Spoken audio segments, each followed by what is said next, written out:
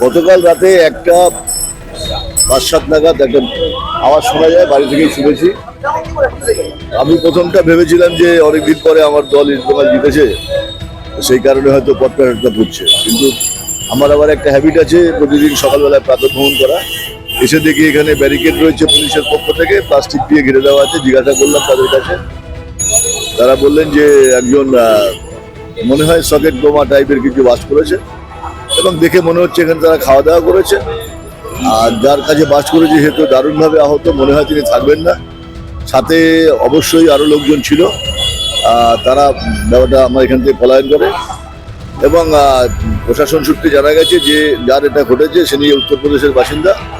এখন দেখুন, আপনারা তো দেখছেন যে এটিএম লুট হচ্ছে, আপনারা দেখছেন সোনার দোকানে লুট হচ্ছে, আপনারা দেখছেন জামতারা গ্যাং এখন বিশ্ববিখ্যাত একটা গ্যাং। তো সব পরদেশিরা মানে অন্য রাজ্যের প্রভারীরা এসে এই ঘটনাগুলো ঘটছে। বাংলার সামনে নির্বাচন আসছে, তো মনে হয় এগুলো করলে পরে কালিমালিপ্ত হবে ইত্যাদি ইত্যাদি ব্যাপার। আমরা প্রকৃত তদন্ত চাই, এবং পুলিশ অফিসারকে জিজ্ঞাসা করলাম যে আহত ব্যক্তি সে কি কোনো বক্তব্য রেখেছে, তাহলে তার কথা বলার কোনো ক্ষমতা নেই।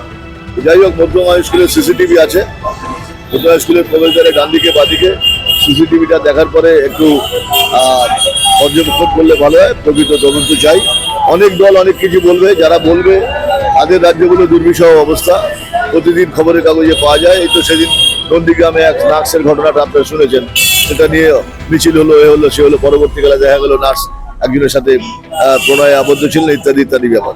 অনেক দল অনেক কিছু বলবে, বিশেষ করে যারা আজকে হিটলারি কায়দা রাজ্য শাসন করছে, তাদের রাজ্যের আইন শৃঙ্খলা অবস্থা ভালো না। আমরা প্রকৃত তদন্ত চাই, প্রকৃত তদন্ত চাই।